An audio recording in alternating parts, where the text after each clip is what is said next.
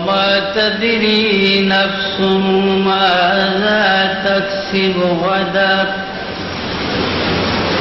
وما تدري نفس بأي أرض تموت إن الله عليم خبير صدق الله العظيم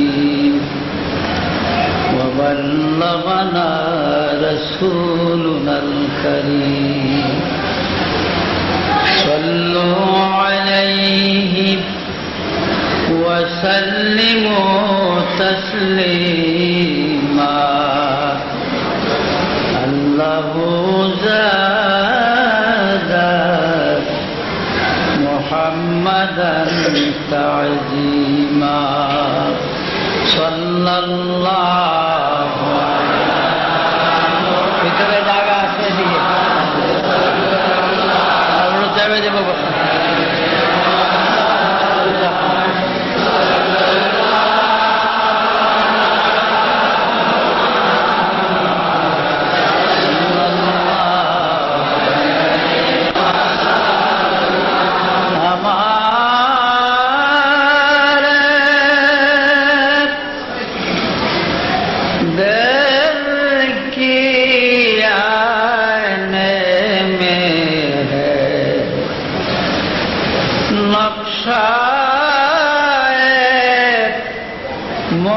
मोहम्मद का और हमारे आँख की पुतले में है जलवाए मोहम्मद का सल्लल्लाहु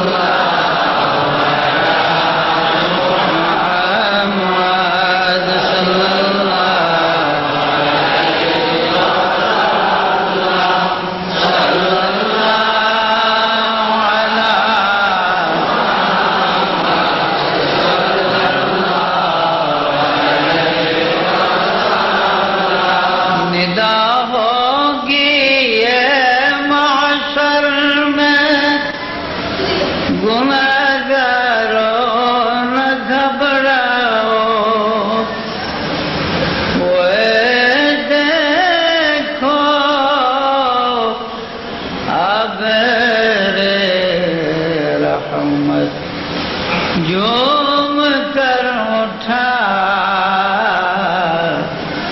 मोहम्मद का सल्लल्लाहु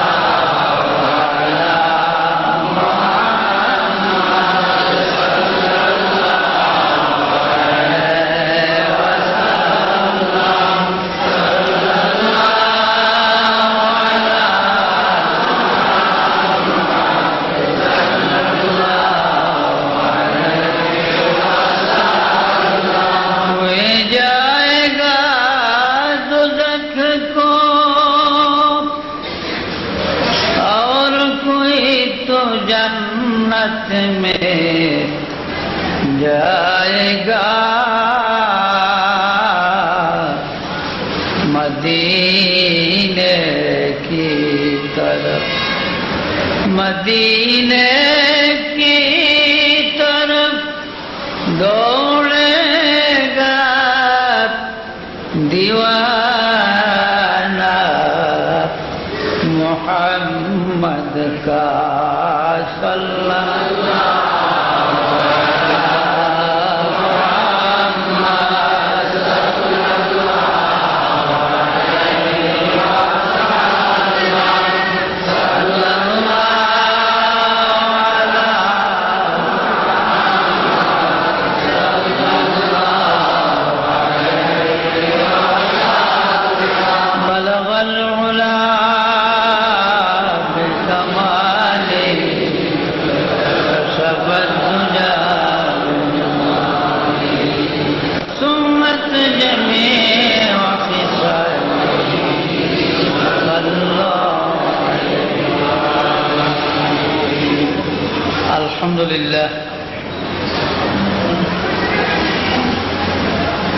এই সদরঘাট বাকলিনবাদ মসজিদে ছিন্নমূল এতিমখানা মাদ্রাসার উদ্যোগে বাৎসরিক ওয়াজ মাহফিলে মাননীয় সভাপতি সাহেব, মুআজ্জাজ উলামায়ে কেরাম, সমবেত ধর্মপ্রাণ মুসলমান ভাইগণ, সবাই আল্লাহ পাকের ইচ্ছা রোডের উপরে জায়গা টাগা সবাই করা হয়েছে। আবহাওয়া ভালো না, বৃষ্টি বাদল, এই হিসাবে মসজিদে ব্যবস্থা করা হয়েছে। তো যাই হোক, ইতিমধ্যে বক্তা যা ছিল ৩-৪ জন সব শেষ, সব বক্তার ওয়াজ শেষ হয়ে গেছে। এখন আমি বুড়া মানুষ, আমার দিছে সবার শেষে, উল্টা কামিছে না, দোয়ানগরও দিত শেষে, বুড়া দিচ্ছে শেষে। যা হোক, আল্লাহর ইচ্ছা। আমরা অস্থায়ী দুনিয়ার বাসিন্দা। এই মসজিদ এখানে একদিন ছিল না, মুসল্লি আসা যাওয়া করবে, লঞ্চ চলবে, কিন্তু আমরা থাকতাম। আমরা আজ আছি, আবার কয়েকদিন পরে থাকব। জীবনের যে কোনো এক সময় মৃত্যু আমাদের কাছে আসে। আমি কোরআনে পাকের 22 পারা থেকে ছোট্ট একটু আয়াতে কারিমা তেলাওয়াত করেছি। ছোট্ট আয়াতে কারিমা তেলাওয়াতের উদ্দেশ্য, পিছনে যে বক্তা গেছে কয়েকজন, 1 ঘন্টা 1 ঘন্টা 1 ঘন্টা, এর মধ্যে শেষ হয়ে গেছে। আমি হইলাম শেষের, রাত্র অধিক, আমার সময় তো রুমি হইব, চিন্তা আছে না, চিন্তা ভাবনা করে কাজ করুন লাগে। তো ভাইরা, আমরা অস্থায়ী দুনিয়ার বাসিন্দা। কত মানুষ এই পৃথিবীতে ছিল। আমাদের হযরত সাইয়েদনা আদম আলাইহিস সালাম, তিনি 1000 বছর হায়াত পাইছেন দুনিয়াতে। সুবহানাল্লাহ, সুবহানাল্লাহ। আস্তে বললেন না জোরে কইলেন? ঠক হইব না, মনে করলেন যে অনেকে সুবহানাল্লাহ না করে মৌলবীর একটা ঠক দিয়ে দিলাম। আসলে আমার ঠক না, এটা নিজের ঠক। একবার সুবহানাল্লাহ বললে বেহেশতের মধ্যে একটা খুরমার গাছ লাগানো হয়। কোন কোন রাওয়ায়াতে আছে গাছটার নামই সুবহানাল্লাহ গাছ। এই গাছের মধ্যে যতগুলা পাতা হবে, প্রত্যেক পাতায় পাতায় এক একজন ফেরেশতা নিযুক্ত হবে। আর গাছটা এত বড় হবে, হযরত খালেদ বিন ওলীদের নাম শুনছেন না? খালেদ বিন ওলীদের মতো, আবু উবায়দার মতো রাসূলের সাহাবী হযরত, এবং আপন বড় চাচা আপনারা হযরত আব্বাসের মতো বড় বড় মুজাহিদরা যদি 300 বছর ঘোড়া চালায়, তবু গাছের ছায়া শেষ হবে না। এই গাছটার মধ্যে যতগুলা ফেরেশতা নিযুক্ত হবে, এই ফেরেশতারা কিয়ামত পর্যন্ত প্রতি পাতায় পাতায় একজন করে ফেরেশতা নিযুক্ত হবে। আর এই ফেরেশতারা সুবহানাল্লাহ তাসবিহ ইসরাফিলের বাঁশি বাজার সময় পর্যন্ত পড়বে। সওয়াবগুলা লেখা যাবে। যারা সুবহানাল্লাহ পড়ে গাছ লাগাইলো, এই সওয়াব তাদের আমল নামায় লেখা যাবে। আপনারা বুঝছেন না বলতে, আমরা বেকে একসাথে সুবহানাল্লাহ করছি, গাছ বুঝি একটাই লাগাইল, একটা না, প্রত্যেকের নামে একটা সুবহানাল্লাহ গাছ, প্রত্যেকের নামে একটা করে গাছ। আল্লাহর কোন অসুবিধা হইব লাগাইতে?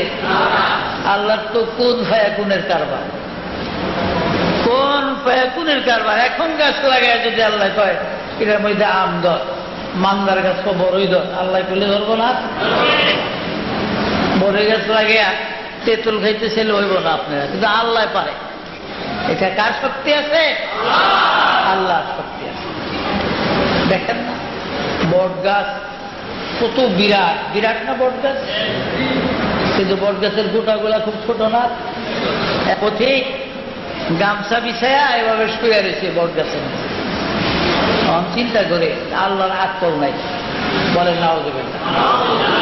আল্লাহ বলে আকল জ্ঞান নাই, কেন পাশে আবার লাউ গাছ, মিষ্টি কুমোরের গাছ, বিরাট বিরাট এই লতার মধ্যে ধরে রয়েছে কুমোর, মিষ্টার করে লাউ। বলে আল্লাহর একবারে এত বিরাট একটা গাছ, এই ছোট্ট ছোট্ট গোটা, আর ওই পাশে লাউ গাছ নিজের শক্তি খাড়াইতে পারে না, কত ঝাঁকা মাকা দিয়া তারে খাড়া করছে, তার মধ্যে বড় বড় লাউ। তো পাখিয়ে ওই বটের গোড়ারে ছিঁড়ছে, খাইছে, একটা হ্যাঁ ডাকের ডোবাত করছে, তখন লাভ দিয়ে উঠছে। বলেন আল্লাহর তো বুদ্ধি আছে। আর এরম এই লাউর মতো মিষ্টি কুমড়োর মতন বড় যদি, হ্যাঁ এরম বড় হয়ে যে আপনার কি বলে দিকে আপনার ওই, আর এই যে শ্রীনগরের মতন বড় বড় মিষ্টি কুমড় যদি এই বট গাছে ধরতো, আর অনেকটা ফটো তা আমি শেষ হয়ে যেত। তাহলে আল্লাহ পাকের হিসাব আছে। এই গাছের নিচে মানুষ বিশ্রাম করবে, এখানে মানুষ বসবে, আর লাউ গাছের তলে হয়ে থাকলে সুর দৌড়াইব মানুষ। আমাদের ফেরেশতা নাই, এই ক্ষমতা শুধু মানুষের আছে। বলেন সুবহানাল্লাহ। মানুষের ক্ষমতা আছে। পরীক্ষা করবে জিবরাইল, তাহলে আগামী দিন মদিনার মসজিদে চলে যাও। ফজরের জামাত হয়ে গেলে, মুসল্লিরা সব বাইর হয়ে চলে গেলে, একজন বৃদ্ধ মুসল্লি সাদা দাড়িওয়ালা, উনি দেখবা আস্তে আস্তে মসজিদ থেকে বের হয়ে আসে। ওনার সাথে তুমি আলাপ করতে পারো, তোমার যা খুশি। বলে আচ্ছা ঠিক আছে। সকালবেলা পর দিন জিবরাইল মদিনার মসজিদে চলে গেলেন। ফজরের পরে সব মুসল্লিরা চলে গেলেন। একজন বুড়া মানুষ আস্তে আস্তে আসলেন বাহিরি বারিন্দা আসলেন। জিবরাইল সালাম দিলেন। একজন আগন্তক আরাবিয়ান মানুষের সুরতে জিবরাইল উপস্থিত ছিলেন। তিনি সালাম দিলেন, আবু বকর সালামের জবাব দিলেন। এই বৃদ্ধ লোকটি ছিল কে? হযরত আবু বকর সিদ্দিক রাদিয়াল্লাহু তাআলা। ভাইরা আমার, জিবরাইল একজন ছদ্মবেশী আরাবিয়ানের সুরতে আবু বকরকে জিজ্ঞাসা করে, হুজুর আমি আসছিলাম একটু আপনার কাছে, কি ব্যাপার? আপনি বলতে পারেননি এই মুহূর্তে জিবরাইল কোথায় আছে? প্রশ্নকারী কে? জিবরাইল নিজে না। আমার জিবরাইলকে বড় প্রয়োজন ছিল, বিশেষ প্রয়োজন ছিল। জিবরাইল কোথায় আছে আপনি বলতে পারেন কিনা? বলে হ্যাঁ অবশ্যই পারবো, তবে আমার 2 রাকাত নামাজ পড়ানো লাগবে। 2 রাকাত নামাজ না পড়ে বলতে পারবো না। বলে আচ্ছা পড়েন। মসজিদে যাইবেন তো না, এখানেই বলবেন। খুব ছোট ছোট সূরা দিয়া হযরত আবু বকর সিদ্দিক 2 রাকাত নামাজ পড়লেন। নামাজ শেষ করে আবু বকর দাঁড়াইয়া বলেন, রে পথিক বিদেশি বন্ধু শোনো, আমি সারা পৃথিবীতে কয়েকবার ঘুরলাম, কিন্তু জিবরাইলের সন্ধান পাইলাম না। 7 তাবক জমিনের নিচে কয়েকবার ঘুরলাম, জিবরাইল নাই। 7 আকাশ ঘুরলাম, জিবরাইল নাই। আল্লাহর বেহেশতে গোলা কয়েকবার ঘুরলাম, জিবরাইলকে পাইলাম না। শেষ পর্যন্ত নিরুপায় হইয়া আল্লাহর 7টা জাহান্নামের মধ্যে ঢুকে গেলাম জিবরাইলকে খোঁজার জন্য, কিন্তু জাহান্নামের মধ্যে জিবরাইল কোথাও নাই। অগত্যা আল্লাহর আরশ দেখলাম, আরশের মধ্যে জিবরাইল নাই। এবার খপ করে আবু বকর জিবরাইলের হাতের কবজায় ধরে বলে, বন্ধু মনে কিছু নিও না, তুমি ছাড়া জিবরাইল আর কেহ নয়, তুমি ছাড়া আর কেউ জিবরাইল না। বলে সুবহানাল্লাহ। এই আধ্যাত্মিক শক্তি কিসের গুণে, কিসের বলে? নামাজের বলে। কিসের বলে? নামাজ মানুষকে আধ্যাত্মিক দান করে। ঢাকা মাদ্রাসা আলিয়ায় আমাদের উস্তাদ মুফতি আমিনুল ইহসান রাহমাতুল্লাহ আলাইহি বুখারীর উস্তাদ ছিলেন। আমরা কয়েকজন ছাত্র একবার ওনার কাছে গেলাম টাইটেলের ক্লাসে। ইসমে আজম और कोई चीज नहीं, दूसरा कोई चीज नहीं, इसमें आजम है। आखिरी रात को जब बंदा बारगाह खुदाबंदी में उठकर नमाज पढ़े और मुनाजात करे, आंख से पानी निकाल रहे, वही है इसमें आजम। बोलें सुभान अल्लाह। আল্লাহর বান্দা নিশির রজনীতে উঠিয়া যখন ওযু করে তাহাজ্জুদের নামাজ আদায় করে, এই তাহাজ্জুদ পড়ে যখন বান্দারা আল্লাহর দরবারে নামাজ পড়ে কান্দে, চোখের পানি ফেলে, আল্লাহর বান্দার নিশি রজনী চোখের পানি হলো ইসমে আজম। বলেন সুবহানাল্লাহ। এই জন্য ছোট সময় আমরা হিন্দু কবি সীতানাথ বসাকের আদর্শ লিপি পড়েছিলাম। কবিতা কিন্তু কবি কিন্তু হিন্দু। কি লেখছিল? অতীব গভীর হয় রজনী যখন, অতীব গভীর হয় রজনী যখন, নীরবে বিভোর নাম জপিও তখন। তাদের যে ঘরে তারা বাস করে, যেখানে তাদের সর্বপ্রথম আদম হাওয়ার তাদের দুইজনের বাসর ঘর ছিল, সেই ঘরটা ছিল মুজদালেফার মধ্যে। বলে সুবহানাল্লাহ। মক্কা শরীফ মুজদালেফায়। এই জন্য হাজিরা 9 জিলহজ আরফাতে অবস্থান করে বিকাল বেলা আদমের কনিষ্ঠ সন্তান মা হওয়ার সর্বশেষ ছেলে শিশের জন্য মুজদালেফায় হয়েছিল। বলে সুবহানাল্লাহ। তাফসীরে হাক্কানীতে আছে, বগবী জামে সগীর, মওলুদে আরুস বিভিন্ন কিতাবে আছে, শিশের জন্ম হয়েছিল মুজদালেফায়। আদম নবী দুনিয়াতে 1000 বছর হায়াত পাইছে। কয় হাজার বছর? আমার দাদায় কয় হাজার বছর পাইছে? আমরা তার দাদায় 1000 বছর। কারো দাদায় হায়াত পাইছে? আমার দাদায় শুনছি 100 বছর বুড়া হায়াত পাইছে, 49 বছর। আমার বয়স 63, বাবায় বাঁচছে মাত্র 49 বছর। আদম আলাইহিস সালাম দুনিয়াতে কয় হাজার বছর হায়াত পেয়েছিলেন? 1000 বছর। আজকে 8500 বছর তিনি কবরে। 8500 বছর আদম কবরে। মা হাওয়া আলাইহিস সালাম 120 বার তিনি হামেলা বা গর্ভবতী হয়েছিলেন।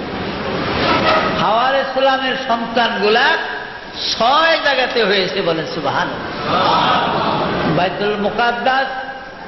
বাইতুল মুকাদ্দাসের 6 জায়গায় হাওয়া আলাইহিস সালামের 139 জন সন্তানের জন্ম হয়েছে। একবারে 2 জন করে 120 বার সন্তান হয়েছে। কয়বার? 120 বার। মোট সংখ্যা 239 জন হয়েছে 6 জায়গার ভিতরে তাদের জন্ম। দুরূদ শরীফ পড়েন। আল্লাহুম্মা কাবিল এবং গাজালা, এই 2 জন একত্র হয়েছে। বিস্তারিত বলার সময় নেই, রাত্র ভোর হয়ে যাবে। আর আমি শেষ বক্তায় দাঁড়াইলে এমন মানুষের ভিতরে ছটফট থাকে, কারণ যাওয়ার প্রয়োজন। দাঁড়াই আর কতক্ষণ থাকা যায়। যাই হোক, 239 জন ছেলে মেয়ের মা ছিলেন হযরত হাওয়া আলাইহিস সালাম।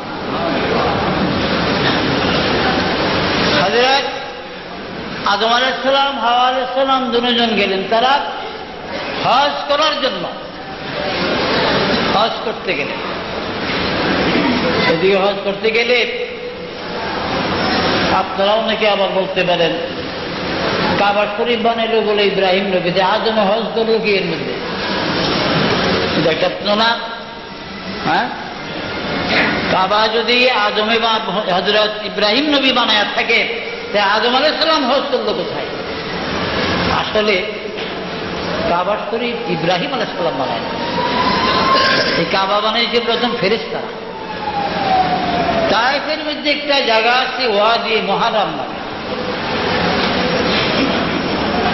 তায়েফের বিমানবন্দর থেকে 8.5 মাইল দক্ষিণ দিকে গেলে বনু সাদ কবিলা, বিবি হালিমার বাড়ি, হালিমার বাড়ির থেকে 6 মাইলের কিছু বেশি হবে দক্ষিণ পশ্চিম কর্নারে গেলে ওয়াজিব মুহাররম করে একটি জায়গা, এই জায়গার মধ্যে আদম নবীকে বানানো হয়েছিল।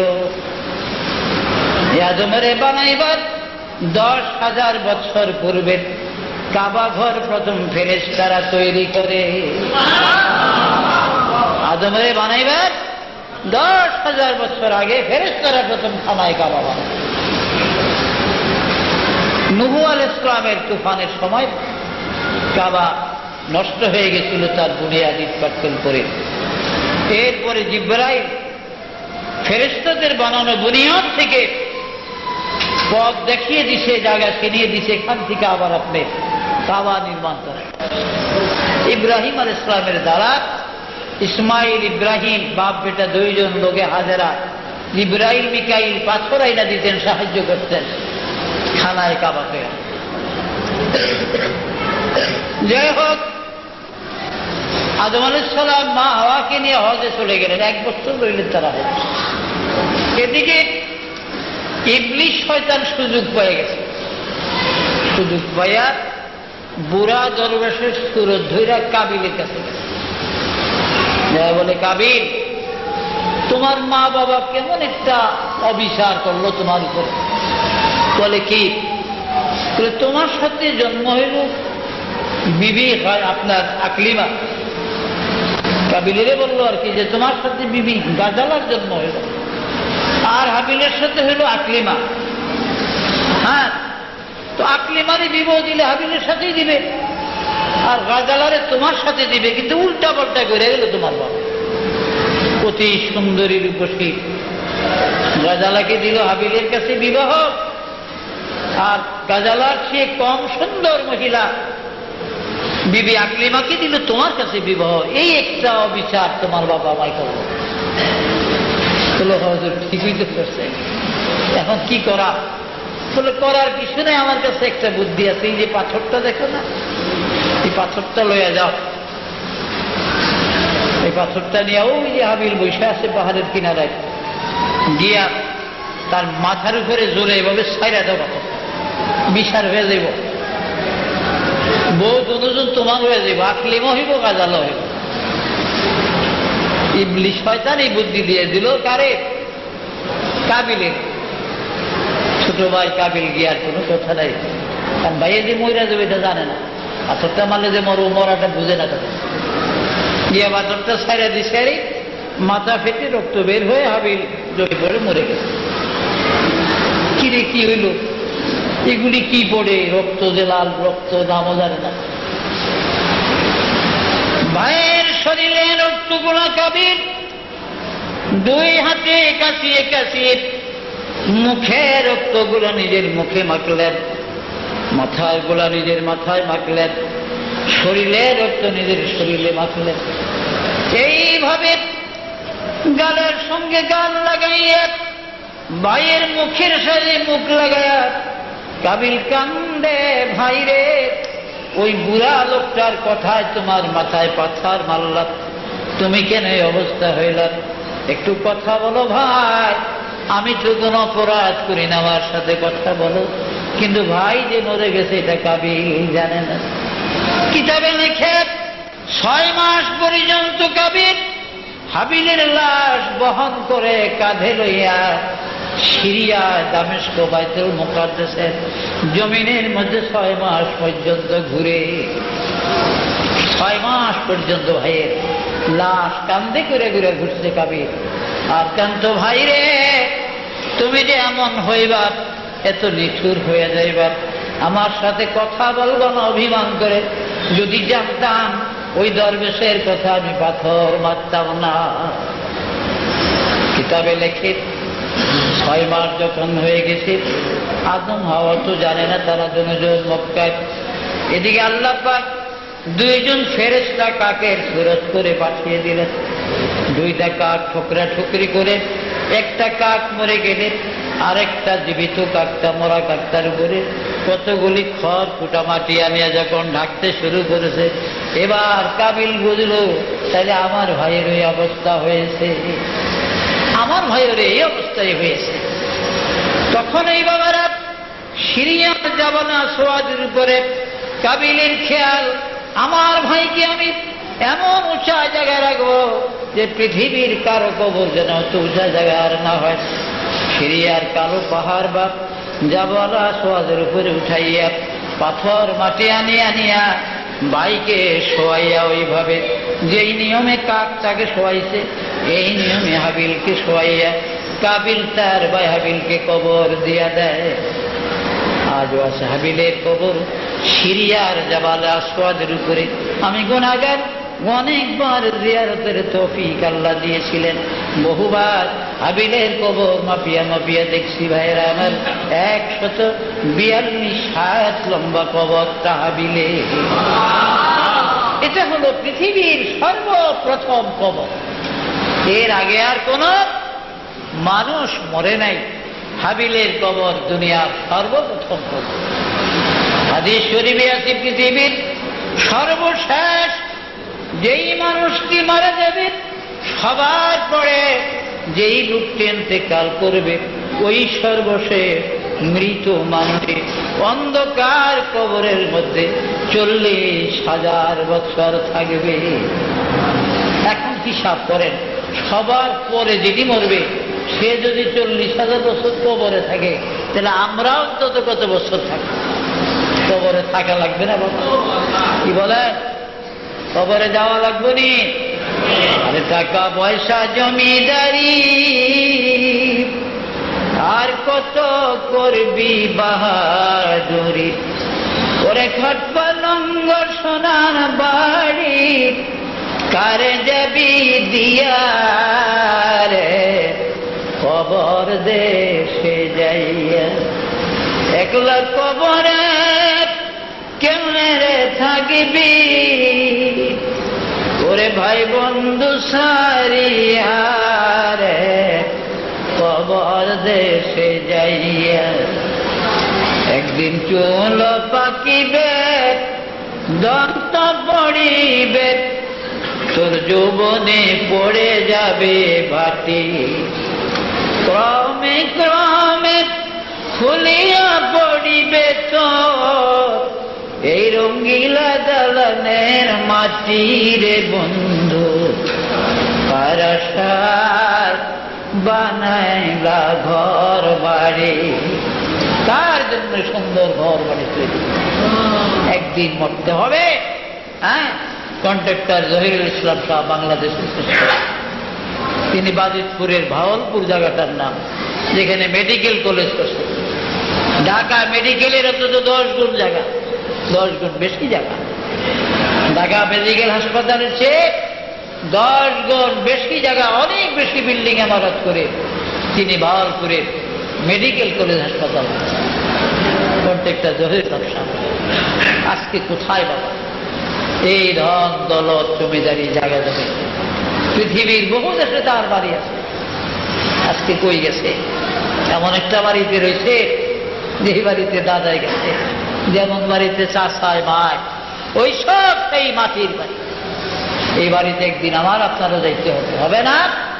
হ্যাঁ, এই জওয়ানি কি জীবন ভরে থাকবো? এই জওয়ানি জীবন ভর থাকবে না। কালের তরঙ্গ বলে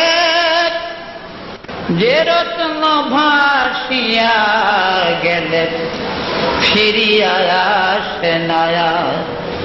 হায় জীবন তোরে এক স্রোত প্রবাহিনী উজান বহে না। এই জওয়ানি থাকবে না, একদিন চলে যাবে। 70-80 বছরের বুড়ায় যদি 16 বছরের একটা যুবতীর কাছে একটা প্রেম পত্র লেখে, এই চিঠির উত্তর কয় বছর পরে আইব? কেউ জীবনে আইব? 16 বছর একটা মেয়ের কাছে যদি 70 বছরের বুড়ায় চিঠি লেখে, চিঠিতে বয়স লিখে দেয় আমার বয়স 70, 72, 70 বছর 80 বছর, বয়সটা লিখে দিলে বুড়ায় 16 বছরের যুবতীর, বুড়ার যত ধন সমুদ্রে থাক চিঠির কোন উত্তর আইব? জীবনে কোনো উত্তর তো আইবই না, বরং বুড়ার নামে বিচারাইতে পারে। মাতবর সর্দারা বিশাল আইতে পারে, ও বইরা তোর কি মাথা খারাপ হয়েছে? কাজী ভাইরা আমার, এই জন্য শেখ সাহেব বলেন দার জওয়ানি তওবা করদান শিবায়ে পয়গম্বরে, দার জওয়ানি তওবা করদান শিবায়ে পয়গম্বরে, ওয়াক্তে পীরি বুর্গ জালেম মিশাওয়াত পরহেজগার। আরে মানুষ, তুমি জওয়ান কাল থাকতে, তোমার চুল দাড়ি কালো থাকতে, জওয়ানি থাকতে তুমি নামাজ পড়ো, জওয়ানি থাকতে রোজা রাখো, জওয়ানি থাকতে তুমি আল্লাহর ইবাদত করো। কারণ ওয়াক্তে পীরি বুর্গে জালেম মিশাওয়াত পরহেজগার। মানুষ বুড়া হয়ে গেলে তখন তার হুঁশ জ্ঞান আর থাকে না। বুড়া হয়ে গেলে, আমি তো আমার সাথে লোকটা প্রায় 8-10 বছর, তাহলে এখন রাখতে হয় ডায়াবেটিস রোগী। মাঝে মাঝে এমন হয় না যেন পাও ভেঙে পড়ে যায়, তখন এই লোকের দিকে হাত ধরে আমারে ধরে। অথচ আমি 29 বছর কোন লোক ছাড়া সফর করছি। জওয়ানি কিন্তু সবার দিকে চলে যাবে। এই জন্য শেখ সাদি বলেন তোমরা জওয়ান কালে আল্লাহর ইবাদত করো। কেননা 20 বছর বয়সে, 30 বছর বয়সে আর একটা যুবক একটা সিজদা যদি করে 100 বছরের বুড়ার 1000 সিজদার চেয়েও ওই যুবকের একটা সিজদার মূল্য অনেক বেশি। জওয়ানকালে একটা সিজদা 100 বছরের বুড়া 1000 সিজদার চেয়েও বেশি মূল্যবান। জওয়ানকালে ইবাদতকে আল্লাহ এত ভালোবাসেন, 7 ব্যক্তি আল্লাহর আরশের ছায়ায় কিয়ামতের দিন জায়গা পাবে। তার মধ্যে একটা দল হলো নওজোয়ান। জোয়ান ব্যক্তি যারা, নওজোয়ান যৌবনকালে যারা ইবাদত করেছে, তারা আল্লাহর আরশের তো মাশাআল্লাহ পানি ভাত খেয়েও বিচার উল্টায় যায়। রসগোল্লা মিষ্টি খাইয়ে তো বিচার উল্টায়, পানি ভাত খেয়েও করলে এলাকায় বেচার বলতে পারে। হ্যাঁ, মাছ ধরাইতে গরিবের কেউ তো বিচার হয় তোমার দোষা, আমরা তো খাই দুগা পানি ভাবছেন তো তো দেখ পাইতো না খেয়ে, এই দুগা পানি ভাত খাইও বিচারের আউলিয়া যায়। কিন্তু ওই বিচারক ইমামুল আদেল যাকে বলা হয়, যিনি ন্যায় বিচারক, তিনি আল্লাহর আরশের ছায়া জায়গা পাবে যেদিন ইয়াউমা লা ইয়াযিল্লু ইল্লা যিল্লুল আরশ, আল্লাহর আরশের ছায়া ছাড়া কোনো ছায়া থাকবে না। সেদিন 7 কিসিমের মানুষ আল্লাহর আরশের ছায়া জায়গা পাবে। তার মধ্যে প্রথম ব্যক্তি হলো ইমামুল আদিল ন্যায় বিচারক, আর শেষ ব্যক্তি হলো ওই যুবক যেই যুবক জোয়ান কালে আল্লাহর ইবাদত করে। বলে সুবহানাল্লাহ। আমার নওজোয়ান ভাইরা, নামাজ পড়বেন, দুনিয়ার যেখানে থাকে নামাজ পড়বেন। এই যে কামাই কইরা তার জন্য নেন, কে খাবে? আপনার কামাই রোজগারের ভিতরে কত লোক অংশীদার, জীব জানোয়ার পশু পাখি হাঁস মুরগি খায় না আপনার বাড়িতে? সকালবেলা গাছের থেকে যে একটা শালিক পাখি নাকি কাকাই সব খায়, আপনার রোজগারের ওই ভাত টাত করেছে। কিন্তু আপনার আমল, আল্লাহ বলেন মান আমিলা সম্পদ তোমার। বন্ধুরা, আপনার রুহুটা বাহির হওয়ার সাথে সাথে যত সম্পত্তির মালিক আপনি ছিলেন, ব্যাংকের যত টাকার মালিক আপনি ছিলেন, আপনি মৃত্যুর সাথে সাথে রুহুটা বের হওয়ার সাথে সাথে মালিকানার থেকে আপনি খারেজ হয়ে গেলেন। আপনার তীব্রস্তগত আর কোনো কাজে লাগবে না।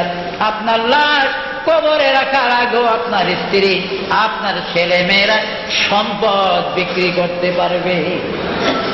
লাশ কবরে দেওয়ার আগেও আপনার সম্পত্তি তারা বিক্রি করতে পারে। যেহেতু এখন আর আপনি মালিক নাই, 2 ছেলে 4 মেয়ে স্ত্রী থাকলে তারা সবাই মালিক হয়ে। এই জন্য ভাইরা আমার, সময় এখনো আছে, কয়দিন বাঁচবো আমরা। আরে সাদ্দাত এত বড় বাদশা ছিল, সেও তো নাফরমানি করে থাকতে পারে না। আমি সাদ্দাদের বেহেশত দেখি নাই, তবে বেহেশতের এরিয়াটা দেখি। দুনিয়ার সবচেয়ে উঁচা মসজিদ হলো মসজিদুল আকসা। আরো বড় মসজিদ থাকতে পারে, কিন্তু এত উঁচা মসজিদ আর নাই। এই ভিটির থেকে 72 হাত উঁচা হলো মসজিদুল আকসা। পৃথিবীতে 72 হাত উঁচা কোন মসজিদ নাই। মসজিদ নির্মাণ করলেন মসজিদুল আকসা। যে মসজিদটা এত বড়, 1,00,000 25,000 মুসল্লি এক জমাতে নামাজ পড়তে পারে। মসজিদুল আকসার হেরেমের চারদিকে সুলাইমান নবী পাথরের 4টা দেওয়াল নির্মাণ করেন জিন পড়ে দাওদারবের দ্বারা। কারণ বা সুলাইমান দাদে মুলকে সরওয়ারে, বা সুলাইমান দাদে মুলকে সরওয়ারে, খুদমতি খাতিমার দেওয়া করে, খুদমতি খাতিমার দেওয়া করে। আল্লাহ পাক সুলাইমান নবীকে মুজিজা স্বরূপ একটা আংটি দান করেছিলেন। এই আংটির দ্বারা সুলাইমান নবীর বাইতুল মুকাদ্দাসের শহর মসজিদুল আকসা এবং হেরেমের 4টা পাথরের 4টা দেওয়াল নির্মাণ করে জিন পরিদের দ্বারা। কারণ তিনি যখন আংটি হাতে ব্যবহার করতেন তখন লক্ষ লক্ষ জিন পড়ি তার সামনে হাজির হয়ে যেতেন আর বলতো, হুজুর হুকুম করেন কি কাজ করবো। বলেন সুবহানাল্লাহ। আমরাও তো কত আংটি ব্যবহার করি, কিছু বাধ্য হয়। আমি ইংরেজি 1962 সালে বাগদাদ থেকে একটা জমরুদ পাথর আংটি খরিদ করেছি। বলেন সুবহানাল্লাহ। যেমন সদাহাজারাত নিজা ফেরাউনেরা, সদাহাজারাত নিজা ফেরাউনেরা, দর্শ কস্তি আজ মুসাবায়ে কাশা। আল্লাহ পাক মুসা নবীকে মুজিজার একটা লাঠি দান করেছিলেন। এই লাঠির মধ্যে এমন আজমত বরকত ছিল। 29 বছর বয়সে মুসা আলাইহিস সালাম যখন শুআইব আলাইহিস সালামের বাড়ির থেকে মাদায়েন নগর থেকে এই লাঠি নিয়ে নীল নদী পার হয়ে ফেরাউনের বাড়িতে গেলেন কলেমার দাওয়াত দেওয়ার জন্য। ইয়া বলে, ফেরাউন আমি মুসা আসছি, তুমি পড়ো লা ইলাহা ইল্লাল্লাহু মুসা কালিমুল্লাহ, কলেমা পড়ো আমি আল্লাহর নবী। ফেরাউন কই, মুসা সিন্ধুক থেকে উঠায় আসিয়া তোমারে আনলো, 29 বছর তোমারে লালন পালন করলাম। এই মিশরের মানুষ জানে তুমি ফেরাউনের সন্তান, আসিয়ার ছেলে। আজকে তুমি আমারে কলেমার দাওয়াত দিতা, কিপ্তিরে ঘুষে দিয়ে মাইরা তুমি গেছো। এক কিপ্তিরে ঘুষে দিয়ে মাইরা 16টা টুকরো করে হবে। মুসা আলাইহিস সালামের একটা ঘুষিতে কিপ্তির দেহটা 16 টুকরা হয়ে গেছে। বলেন সুবহানাল্লাহ। আপনারা কইবেন এটা কি কথা খাটে? খাটবো না কাবা। বুখারী শরীফে আছে, তারিখে হাবিবেলার মধ্যে আছে, মুসা আলাইহিস সালামের মৃত্যুর পূর্বে আজরাইল আসছিলেন। সালাম না দেওয়াতে কিতাবে লেখা হুয়া কানা কায়মান ফিল মাসনাদ। মাসনাদ বলা হয় তাকিয়া বা বালিশকে। তিনি বালিশ একটু তাকিয়া এইভাবে ডান দিকে ঢেলান দিয়ে রয়েছেন, অসুস্থ শরীর। এই অবস্থা আজরাইল আইসা তার সামনে সালাম না দেওয়াতে রাগের ছোট বেটা আজরাইলের বাচ্চা সালাম দিলি না, একটা থাবর বাম হাতে ডাইন গালের মধ্যে আছে। ডান চক্ষুটা সঙ্গে সঙ্গে খুললা জমিনে পড়ে গেছে। আপনারা কইবেন তাইলে আজরাইল যে এক সপ্তাহ না ভালো হয়েছে, আমাকে জান কবজের সময় দেখ চুপচাপ ডাইন দিকে বইয়া থাকবো আর দেখতো না। আজরাইল কানাল হয় না, সঙ্গে সঙ্গে আল্লাহ পাক তারে চক্ষু দান করে দিতে। বলে সুবহানাল্লাহ। কেন? আল্লাহর কোন ভায়া কোনের কারবার, কোন হও ভায়া কোন বাঁচবে। মুসা আলাইহিস সালাম ফেরাউনের কলেমার দাওয়াত যখন দিলেন, ফেরাউন তো রাগে আগর, এ হামান আমার জাদুঘর গুলি বলা। 80,000 জাদুঘর ছিল ফেরাউনের, ডাক জাদুঘর বলে। আর যে যত প্রকারের জাদু জানে বানাইয়া একত্রের জন্য সবগুলা জাদু মুসার করে ছেড়ে দেয়। 80,000 জাদুরের, কারো জাদুর সাপ, কারো জাদুর বাঘ, কারো ভালো, কারো সিংহ, কারো বিভিন্ন রকমের জানোয়ার, কারো আগুনের গোল্লা, এমনি ভাবে কারো জাদুর ছুরি, জাদুর চাকু। এই 80,000 জাদু একসাথে মুসা নবীর দিকে আসতেছে। 29 বছরের যুবক মুসা নবী একটু ঘাবড়িয়ে গেলেন। আল্লাহকে দেখলেন, আল্লাহ তুমি বুঝি মারবার জন্য আমাকে মিশরের ময়দানে এনেছো? আল্লাহ বলে, মুসা ভয় নাই, আমি তো আছি, কোনো ভয় নাই তোমার। মুসা বিসমিল্লাহ বলে তোমার লাঠিখানা ফেরাউনের আর সিংহাসনের সামনে জমিনে শোয়াইয়া রাখো, বাকি কাবার সব আমার হাতে। নবী বিসমিল্লাহ বলে লাঠিখানা ফেরাউনের আর সিংহাসনের সামনে সোজাসুজি ভাবে শোয়াইয়া রাখলেন। এই লাঠিটা বিরাট একটা আজদাহা সাপ হইয়া যায়। কেমন বিরাট? তাফসীরে সাবিতে লেখে 22 মাইল লম্বা একটা সাপ ফেলল। কয় মাইল লম্বা সাপ পেল? 22 মাইল লম্বা। আপনারা ডরাইতেননি দেখলে? 22 মাইল লম্বা সাপ দেখলে ডরাইতেন না? ভাইরা আমার, 22 মাইল লম্বা সাপ, সাপের নিচের ঠোঁট জমিনে, উপরের ঠোঁট 80 হাত উপরে, কারণ ফেরাউনের রাজ সিংহাসনটা 80 হাত উঁচা। 80 হাত উপরের ঠোঁট, নিজের ঠোঁট জমিনে। এই সাপটা মাত্র একবার শ্বাস টানার সাথে সাথে 80,000 জাদু সব সাপের পেটের ভিতরে ঢুকিয়া গেছে। 80,000 জাদুই সব খাইয়া বলাইতে থাকে। সব জাদুগুলি খাইয়া তাফসীরে লেখে সাপ চিৎকার দেয়, হাল মিন মাজিদ, হাল মিন মাজিদ, হাল মিন মাজিদ। ও ফেরাউন, কি দিলা? পেট তো আমার ভরে না, থাকলে আরো দাও। আমার পেট ভরে না, আরো দাও। ফেরাউন 22 মাইল লম্বা সাপ দেখে এমন ভয় পেয়েছে, এমন ডরাইছে। তাফসীরে সাবির মধ্যে লেখে এই 22 মাইল লম্বা সাপ দেখে ভয়ের চোটে ফেরাউন 400 বার পায়খানা করছে। তাফসীরে সাবিতে লেখে, কিতাবের কয়বার আসবে? আরে 22 মাইল লম্বা সাপ দেখে ফেরাউন 400 বার আগলে বেশি আগে না, আরো আগা দরকার ছিল। ফেরাউনের হিসাবে কমই। ভাইরা আমার, সেই ফেরাউন আজ দুনিয়ায় নাই, মুসা নবী দুনিয়ায় নাই। এই ফেরাউনকে আল্লাহ পাক নীল নদীর মাঝখানে কেমন করে মারছে। ওয়াইজ ফারাকনা বিকুমুল বাহরা ফাআনজাইনাকুম ওয়া গরাকনা আলা ফিরআউনা ওয়া আনতুম তানজুরুন। আল্লাহ বলেন, আমি মুসারে সহি সালামতে নীল নদী পার করে মাদায়েন নগর তার শ্বশুর শোয়াইবের দেশে পৌঁছিয়ে দিয়েছি, কিন্তু ফেরাউনকে আমি নীল নদীর মধ্যে ডুবাইয়া মারছি। 4 দিন পর্যন্ত ফেরাউনের লাশটা ভাসে না। চতুর্থ দিন, 4 দিনের দিনে তার লাশটা ভাসা উঠছে। কিতাবে আছে, তাফসীরে আছে, মরা মানুষের লাশ আগে ভাসত। পৃথিবীতে সর্বপ্রথম মরা মানুষের লাশ ভাসে ফেরাউনের লাশ। এখন মিশরের কায়রোতে ফেরাউনের লাশ আছে। মুসার আয়নার আলমারিতে ফেরাউনের লাশ রাখা হয়েছে। আর 32 হাত উঁচা একটা আয়নার আলমারির মধ্যে জাদুঘর সামিরির লাশ আছে।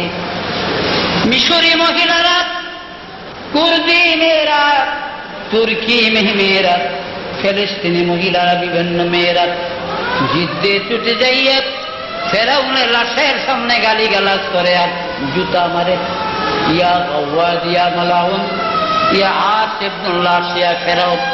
এই গালিগালাজ করে করে পায়ের স্যান্ডেল জুতাগুলা খুলে খুলে মারে। 15 হাত দূরের থেকে মারে, 15 হাত দূরে দেওয়ার।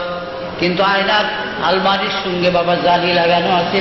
জুতাগুলার জালি লেগে লেগে নিচে করে ভিতরে লাগে না। এই জুতাগুলা তারা আর পায় দেয় না যে আল্লাহ দুশ্মন ফেরাউনের গায়ে জুতা মারছি। যত 1000 টাকার জুতা দামের জুতা হোক, মিশরীরা, বিভিন্ন মহিলারা, পুরুষরাও যারা জুতাটা একবার মারে বাইর থেকে, এই জুতাটা তারা ফিরে আর হাতে তুললা নেয় না, ফায়দা। এগুলি আবার একেবারে ফালা যায় না। আমগো সোনার বাংলার কিছু রূপার মানুষ আছে ওই দেশে, এরা আবার এগুলো করে গাট্টি গুট্টি বান্দা ইরান, আফগানিস্তান, বিভিন্ন গরিবদের সাইডা বেচা কিনা করে। আর দেশক 20,000 50,000 টাকা পাঠায়, চিঠি লেখে, ভালো চাকরি পাইছি বাবা, দোয়া করেন, ভালো চাকরি আল্লাহ মিলেছে। এগুলো আমি নিজের চোখে দেখা। তো ভাইরা আমার, ফেরাউনের লাশের দিকে মানুষ কি করে জুতা মারে। আর ফেরাউনেরই প্রতিদ্বন্দ্বী ছিলেন হযরত মুসা আলাইহিস সালাম। বাইতুল মুকাদ্দাস থেকে ভাইরা আমার 84 মাইল দক্ষিণ দিকে গেলে একটি ডিস্ট্রিক্ট শহর, ইংরেজিতে শহরটিকে হেবরন বলা হয়, আরবিতে আল খালিল বা বাইতে খালিলুর রহমান, তৌরাতের ভাষায় শহরটিকে জাবরুন বলা হয়। এই জাবরুনের মধ্যে নবী ইব্রাহিম আলাইহিস সালামের মাজার, ইব্রাহিম নবীর পবিত্র মাজার শরীফ থেকে ভাইরা আমার 4 মাইল পশ্চিম দিকে গেলে এখানে বাইতুল জালালা হযরত খিজির আলাইহিস সালামের বাড়ি আছে। খিজিরের বাড়ি থেকে বন্ধুরা আমার, প্রায় 13-14 মাইল দক্ষিণ পশ্চিম কর্নারে গেলে এইখানে রিহা নামে একটা শহর আছে, ইংরেজিতে জেরিকো সিটি বলে।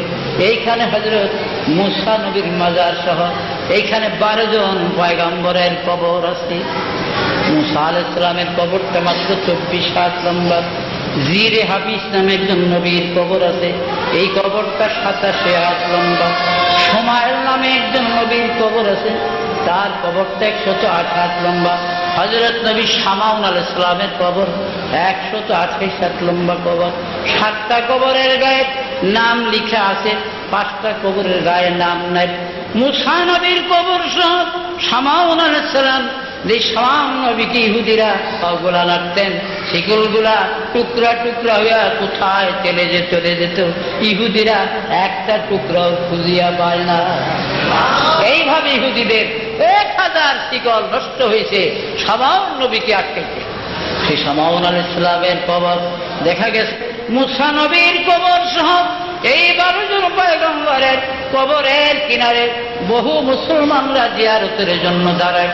জিয়ারতের জন্য দাঁড়াইয়া সূরা ফাতিহা পড়ে, সূরা ইখলাস পড়ে, বিভিন্ন দুরূদ শরীফ পড়ে, কোরআনের আয়াত পড়ে, 2 হাত তোলে, মুনাজাত করে আল্লাহ। নবী মুসা কালিমুল্লাহ বনী ইসরাইলের 70,000 নবীর সরদার মুসা নবীর কবর আমরা জিয়ারত করলাম, আরো নবীদের কবর জিয়ারত করলাম। আল্লাহ গো, এই নবীদের এই জিয়ারতের বরকতে আমি হতভাগা জীবনের গুনাহ তুমি মাফ করে দিও।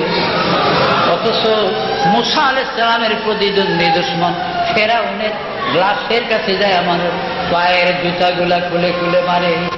আল্লাহ দুশমনকে জুতা মারে, আর আল্লাহর বন্ধুর কবরের কাছে মানুষ গুনাহ মাফ পায়। বলেন সুবহানাল্লাহ। এই জন্য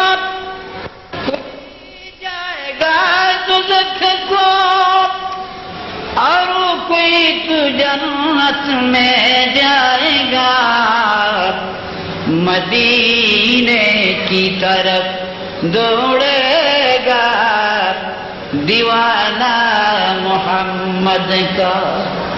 কেউ জান্নাতে যাবে, কেউ জাহান্নামে যাবে, আর মদিনার পাগল যারা রে, নবী কামলিওয়ালার পাগল যারা, তারা কেবল মদিনার দিকে দৌড়াবে। তারা কোথায় যাবে? মদিনার দিকে যাবে তারা। তো বন্ধুরা আমার, হযরত সুলাইমান আলাইহিস সালাম বাইতুল মুকাদ্দাসের শহরের চারদিকের হেরেমের 4টা দেওয়াল নির্মাণ করেছে। এক একটা দেওয়াল 5 মাইল করে লম্বা, অনেক উঁচা উঁচা দেওয়ালগুলো। পশ্চিম দিকের দেওয়ালটাই বেশি উঁচা, এটাকে জিদারুল ফিলিস্তিন বলা হয়। এই দেওয়ালটা 170 হাত উঁচা জমিন। এই দেওয়ালের কিনারে সুলাইমান নবীর পিতা দাউদ নবীর কবর। আমি গুনাহগার, অনেকবার দাউদ নবীর কবর জিয়ারতের সুযোগ হয়েছিল। নিজের হাতে বহুবার মাপিয়া দেখেছি, 32 হাত লম্বা কবর দাউদ নবী। এই দাউদ আলাইহিস সালামের মাজারের একজন খাদেম ছিলেন ইব্রাহিম মিফলা হামদান নামে, বাড়ি ছিল তার আদনে। আদন হলো আরবি নাম, ইংরেজিতে হলো এডেন, লোহিত সাগরের পশ্চিম পারে। আদনে তার বাড়ি। এই লোকটা আমার খুব মহব্বত করতো, নিঃসন্তান ছিল। তা আমি বিদেশি পাকিস্তানি লোক ছাত্র হিসাবে খুব আদর করতাম। 1966 ইংরেজিতে আমাকে একদিন বলে, নসরুল্লাহ হাল তুরিদু তাযহাবু মাই ফি বিলাদিনাল আদন, তুই কি আমাদের আদন দেশে যাবি আমার সাথে? আমি বললাম যে লিমা ইয়া সাইয়্যিদি, কেন যাবো?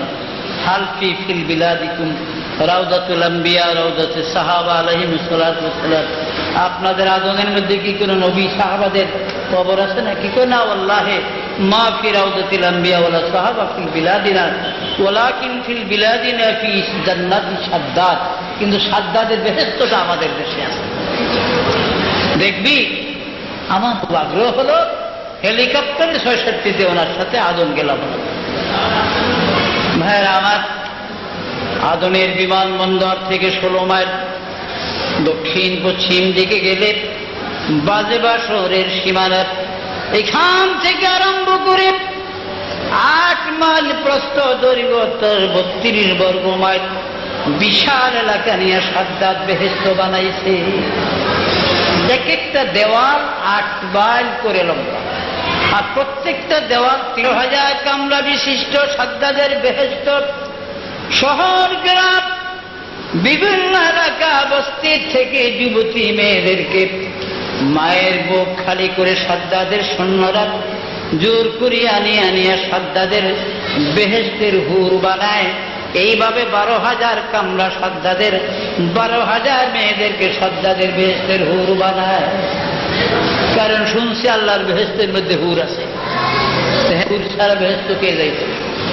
এই জন্য এক এক বেহেশতে একজন করে হোক, 12,000 কামরা 12,000 হোক। রাস্তাঘাট বেহেশত সাজাইতে লাগলো 10 বছর। উজির এসে খবর দিলেন, হুজুর, উজিরের নাম ছিল আদনান, সাদ্দাতের উজির আদনান বলে, হুজুর বেহেশত রেডি, সব প্রস্তুত, হুর আইন ভর্তি, এখন আপনি উদ্বোধন দেখতে আসেন। 10,000 ঘোড় সওয়ার নিয়ে সাদ্দাত রওনা। সামনে শুধু 6টা ঘোড়া, তার উজির টুজির মিল্লা তারা 6 জন সামনে, বাকি ঘোড়ার সব কিছু নেই। ঘোড়া নিয়ে বেহেশতের উঠার কিনারে গিয়ে 1 পা উঠার উপর রাখছে সাদ্দাত ঘোড়ার জিনজির থেকে, আরেক পা এখনো নায় না। এই সময় ছিঁড়া ফাড়া ময়দা কাপড় পরিহিত একটা লোক সাদ্দাতের ঘোড়ার সিনার সঙ্গে সিনা লাগাইয়া বুকের সঙ্গে বুক লাগিয়া লোকটা দাঁড়াইছে, দাঁড়িয়ে একটু ঝাঁকি দিছে আসতে। সাদ্দাত কাইফা উঠছে, ঝাঁকি দিল, কাপড়ের লোকই সাদ্দাত চাইছে তার দিকে, এই তুমি কে? লোকটা বলে, হাল আতারিফুনি মান আনা ইয়া সাদ্দাত, এই সাদ্দাত চিনুনি আমারে, আমি কে? তোরে চিনব কি? গেছো এখান থেকে? আমার আজকে উদ্বোধনী দিলে তুই এসে কুযাত্রা লাগাইবি এই শিরা ময়লা কাপড় কিনতে? লোকটা নির্ভীক, লড়ে না। আবার সাদ্দাতের ঘোড়াদের সিনার সঙ্গে সিনা লাগায় এবার জোরে একটা ধাক্কা দিলাম। সাদ্দাত কয়েকবার কাঁপছে। এবার লোকটা জিজ্ঞাসা করে, হাল আতারিফুনি মান আনা, সাদ্দাত ভালো করে দেখো চিনো কিনা আমাকে। সাদ্দাতের কেন জানি ভয় ভয় লাগে, বলে, না ভাই চিনলাম না, কে তুমি? রে সাদ্দাত, ভালো করে চক্ষুগুলি খুলে দেখো আমি কে। আমি মালাকুল মউত আজরাইল, এই মুহূর্তে তোমার জান কবজ করার জন্য এসেছি। আমার আল্লাহর হুকুম হয়েছে এই জান্নাত তোমার দেখতে দেওয়া হবে না। সাদ্দাত চোখের পানি ছেড়ে দিল, কারণ আজরাইল এবার আসল রূপ ধরে দাঁড়িয়ে গেছে। আজরাইলের আসল রূপ ধরে দাঁড়াইছে। সাদ্দাত খালি কাঁপতে আছে, কম্পিত ভাবে বলে, আজরাইল রে, তোমার আল্লাহকে বলো আমি বড় আশা করে আল্লাহর সঙ্গে চ্যালেঞ্জ করে জান্নাত তৈরি করেছি। 1 লক্ষ রাজমিস্ত্রিরা 24 ঘন্টা কাজ করে 12,000 কামরা বানাইছি, 12,000 যুবতী মেয়েদেরকে এনে আমি বেহেশতের হুর বানাইছি। কোন নকশা নেগার কত রকমের কিছু নকশা করা হয়েছে। আমি শুধু দরজায় দাঁড়ায় দ্বিতীয় বটা নামাইয়া ডান দিকে 1 নজর মাথা ঢুকায়া দেখব, বাম দিকে 1 নজর দেখব, এই ছাড়া আর বেশি সুযোগ আমি চাই না। আজরাইল বলে, আল্লাহ গো, এই বেচারা সাদ্দাত তার জান্নাতটা 1 নজর দেখতে চায়, তুমি কি তার একটু সুযোগ দিবা? সে সুযোগ চায়। আল্লাহ পাক বলেন, আজরাইল তোমার কি সাদ্দাতের জন্য মায়া লাগে নাকি? বলে, না গো মাবুদ, মায়া তো আমার লাগে না, মায়া মমতা আমার নাই, চাইলেই কোটি কোটি মানুষের জান কবজ কেমন করে আমি করতাম। ও মায়া মমতা তুমি দাও নাই, কিন্তু জানি না এই সাদ্দাতের এই মুখটা যেন কোথাও কোনো একবার দেখছিলাম আমি, আজ আমি এই মুখটা দেখে আমার কেন জানি মায়া লাগে, যদি একটু সুযোগ তারে দিতেন। আল্লাহ বলেন, আজরাইল ভালো করে খেয়াল করো এই মুখ তুমি কোথায় দেখছো জীবনে। এবার আজরাইল বলে, আল্লাহ মনে পড়ল একবার সমুদ্রের বুকে সওদাগরি জাহাজ ডুবিয়া ওই জাহাজের তক্তার উপরে একটা গর্ভধারিণী মহিলা ভাসতেছিল। মহিলাটা ভাসমান অবস্থায় জাহাজের তক্তার উপরে একটা ছেলে যখন প্রসব করল, তখন তুমি আদেশ করলা ওই শিশু ছেলেটাকে সমুদ্রের তক্তায় ভাসাইয়া তার মায়ের জান কবজ করার জন্য। ওই দিন আমার ওই শিশুটার জন্য বড় মায়া লেগেছিল। প্রভু গো, কত নিঠুর, কত নিদয়া তুমি। এই শিশু বাচ্চাটারে সমুদ্রের তক্তায় ভাসাইয়া যদি তার মায়ের জান কবজ করে দেই, এই শিশুটার গতি কি হবে? ওই দিন আমার ওই শিশুটার জন্য মায়া লেগেছিল। আর জানি না কেন জানি আর সাতটাদের মুখ দেখে আবার মায়া লাগলো। আমার আল্লাহ বলেন, আজরাইল, ওই শিশুর কথা যদি রে সত্যি তোর স্মরণ থেকে থাকে, তাহলে আর দেরি করিস না, সাতটাদের জান কবজ করে দে। কারণ সেই শিশু ছিল রে এই বেঈমান সাদ্দাত। আমি তক্তা ভাসিয়ে ভাসিয়ে আমার কুদরতে আদনের জঙ্গলের কিনারে আমি এনে দিলে একটা বাঘিনীটার বাচ্চা মরে গেছে, বাচ্চা নাই, বুক ভরা দুধ, বাঘটা খালি ছটফট করে, দুধ কাকে খাওয়াবে? হঠাৎ নদীর কূলে এসে শিশু সাদ্দাদের দেখিয়া বাঘটা যত কাছে আসে আমি তক্তা তত নিকটে এনে দিই। শিশু সাদ্দাদের মুখে বাঘ দুধ উঠে দেয়। সাদ্দাত মায়ের বুকে যেমন শিশুরা দুধ পান করে, এমনি ভাবে বাঘের দুধ খাইতে আরম্ভ করে। বাঘ মায়া লাগাইয়া আমি বাঘের অন্তরে মানুষের মায়া মমতা দান করেছি। এই বাঘ সাদ্দাতকে জঙ্গলে নিয়ে যায়।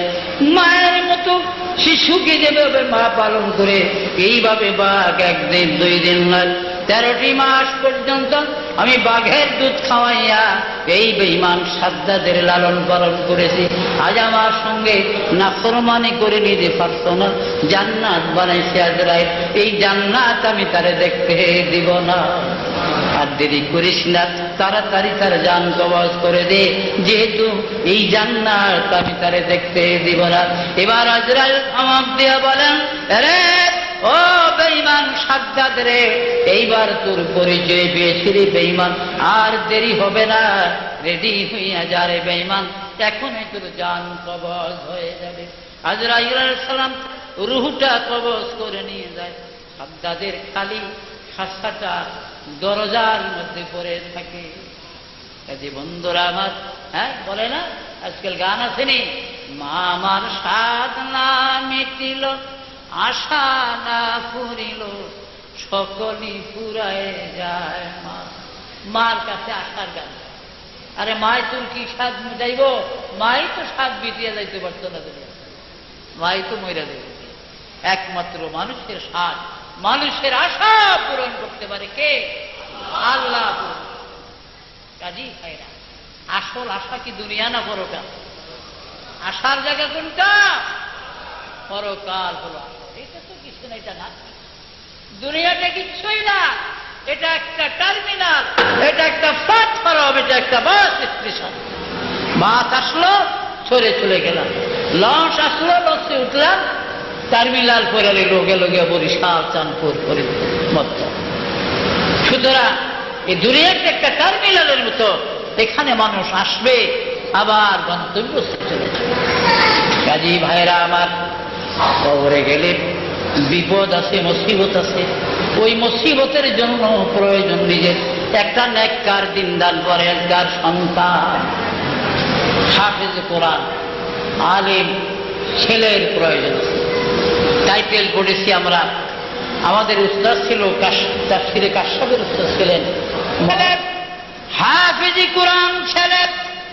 একবার যদি মার কবরের কিনারে, বাবার কবরের পারে দাঁড়াইয়া একবার যদি বলে আলহামদুলিল্লাহ, আল্লাহ পাক আলেমের ইজ্জতের খাতিরে, হাফেজ কোরআনের ইজ্জতের বরকতে তার কবরবাসী মা বাবার কবর আযাব 40 বছরের জন্য মাফ করে দেয়। বন্ধুরা আমার, তাফসীরে আপনার হক্কানির মধ্যে আছে, জাগির রাখতে তারা তালিবে ইলমকে যারা খাওয়ায়, যারা যত্ন করে ছেলেরা বড় হয়ে একদিন যখন তার লজিং মাস্টার অথবা দানকারীদের কথা স্মরণ করে, যারা দান করছেন চিনে না, নাম জানে না, তাকে কেউ মরে গেছে, কেউ বেঁচে আছে, কারো বাড়ি অনেক দূরে, কিন্তু যখন ছেলেরা বড় বড় আলেম হইয়া দোয়া করে, আল্লাহ গো আমি অমুক জায়গায় 3খানা মাদ্রাসায় খাইছি, সেইখানে হাফেজ হয়েছি, আলেম হয়েছি, যারা যারা এই মাদ্রাসায় সাহায্য করেছে, টাকা পয়সা দিছে, আল্লাহ তুমি আজ তাদের কবরে সাহায্য করো, আল্লাহ তুমি তাদের কবর মাফ করে দাও। আল্লাহ তারা যদি সাহায্য না করত, আমার মতো গরিবের ছেলে একটা এতিম বাচ্চা কোনদিন এই মাদ্রাসায় পড়ে হাফেজ আলেম হইতে পারতাম না। তাফসীর হক্কানির মধ্যে আছে, আল্লাহ সঙ্গে সঙ্গে ওই আলেমের হাফেজের দোয়া কবুল করে, বলেন সুবহানাল্লাহ। আর আমি জানি প্রত্যেক হেফজখানা মাদ্রাসায়, প্রত্যেকটি 3খানা মাদ্রাসায় প্রতিদিন ফজরের পরে ছেলেরা কিছু কোরআন শরীফ পড়ে, দুরূদ সালাম পড়ে, মিলাদ শরীফ পড়িয়া হাত উঠাইয়া ওই ব্যক্তিদের জন্য দোয়া করে, যারা এই মাদ্রাসায় সাহায্য করে, যারা টাকা পয়সা দিয়া মাদ্রাসা কায়েম করেছে, যারা সহানুভূতি করে, যারা এক নজরে দেখে, তাদের জন্য প্রত্যেক মাদ্রাসায় দোয়া হয়। আমি মনে করি এই মনসুরের জামানায় জুনায়েদ বাগদাদি একটা এতিম সন্তান ছিল। সকালে মা মরে গেছে, বাবা মরে গেছে, চেহারা স্বাস্থ্য সুন্দর দেখে রাস্তার কিনার থেকে খলিফা মনসুর তাকে ধরিয়ে আনছে, রাস্তার পাশে দাঁড়িয়ে রয়েছে, এতিম ছেলে কান্দে। জুনায়েদ বাগদাদি মা বাপ নাই, খলিফা মনসুর বলে চল আমার সাথে, চেহারা সুন্দর দেখা লুয়ে। খলিফা মনসুর বাড়িতে আনিয়া রাজপুত্রের মতো পোশাক পরিশোধ করাইয়া তাকে এলেম শিক্ষা দান করলেন।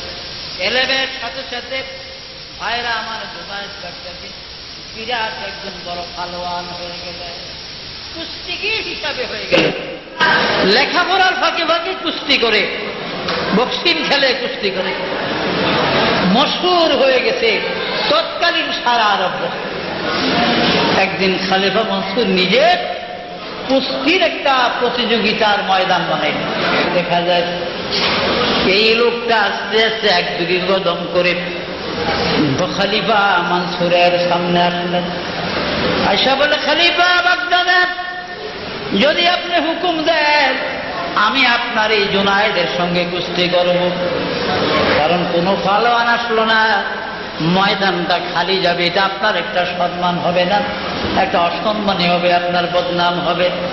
বরং আমি যদি কুস্তিতে পরাজিত হইয়া মরিও যাই, তবুও তো একটা বিদেশে একটা প্রসার হবে যে জুনায়েদের সঙ্গে একটা কুস্তিগির মারা গেছে।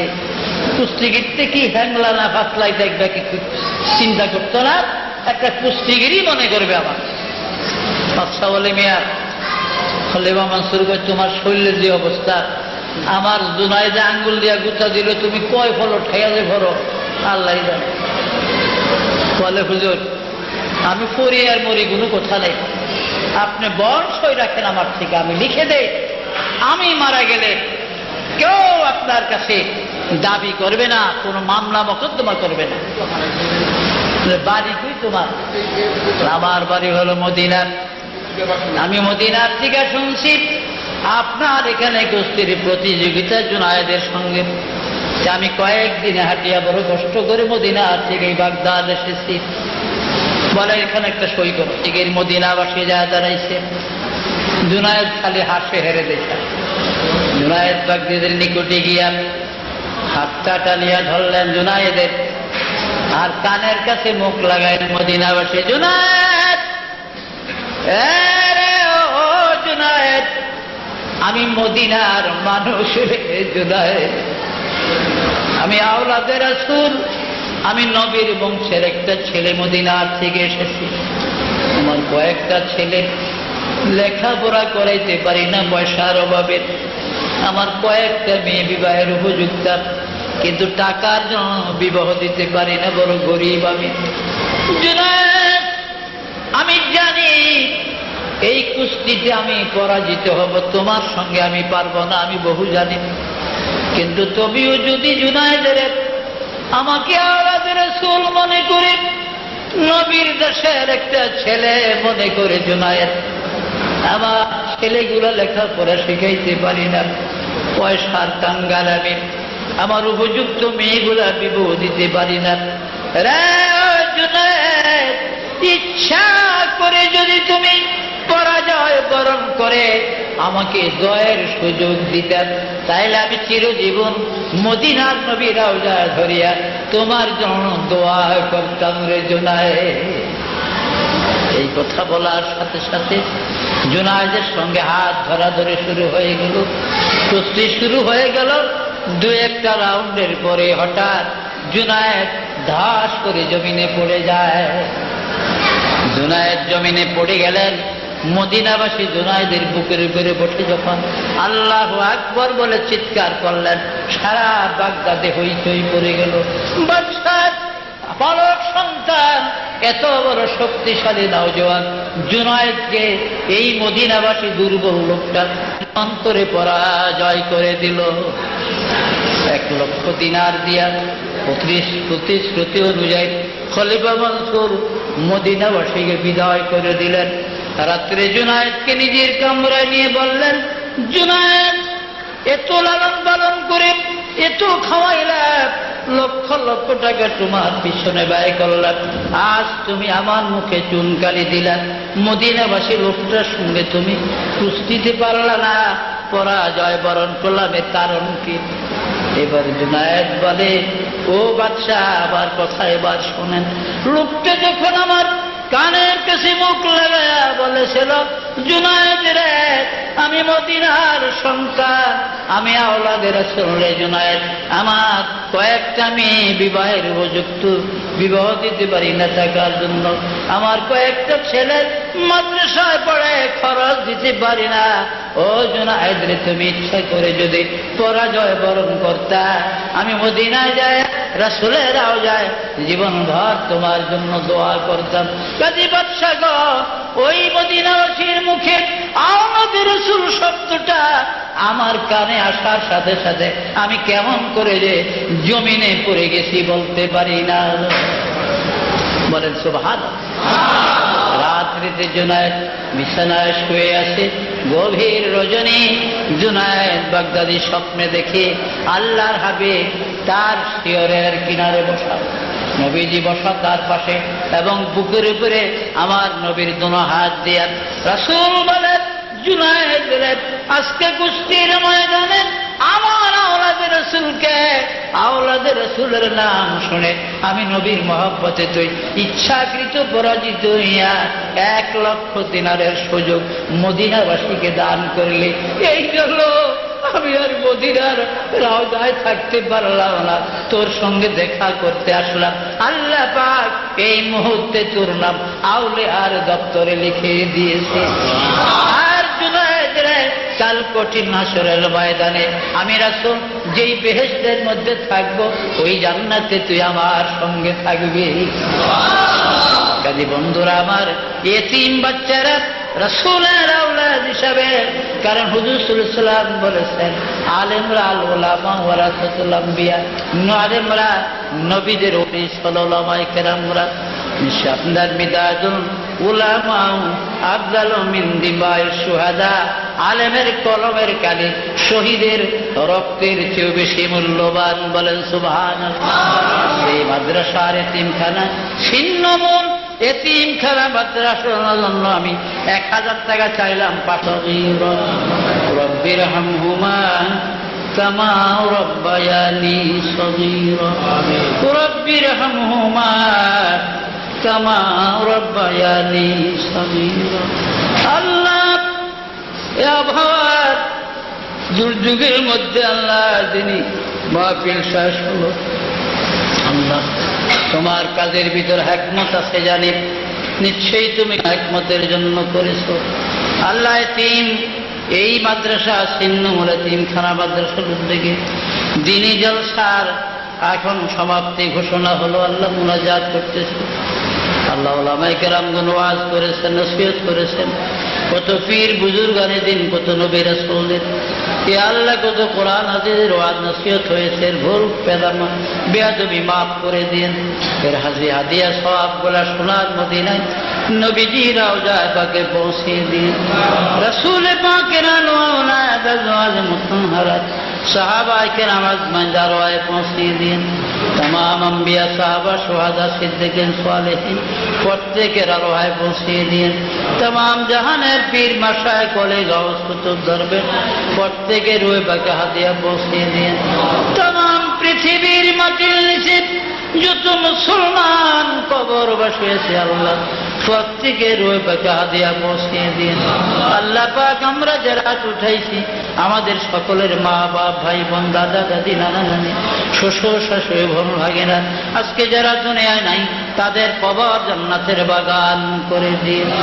আল্লাহ এই মাদ্রাসার উস্তাদ যারা তাদের হায়াত দারাজ করেন, ইলমের মধ্যে বরকত দান করেন আল্লাহ, ইলমে লদুনি দান করেন আল্লাহ তাদেরকে।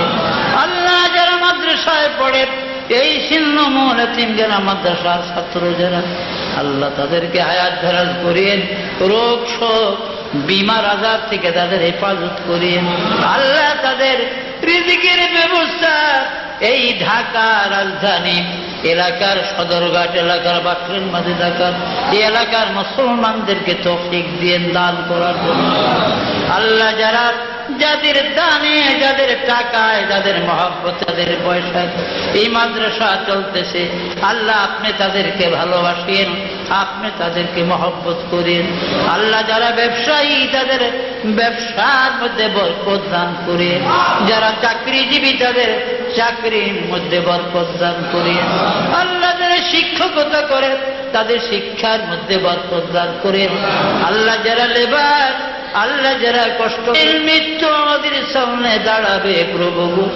ওই দিন ওই মুহূর্তে মেহেরবানি করে আমাদের সকলের জবানে জারি করে দিও লা ইলাহা ইল্লাল্লাহু মুহাম্মাদুর রাসূলুল্লাহ সাল্লাল্লাহু আলাইহি ওয়াসাল্লাম।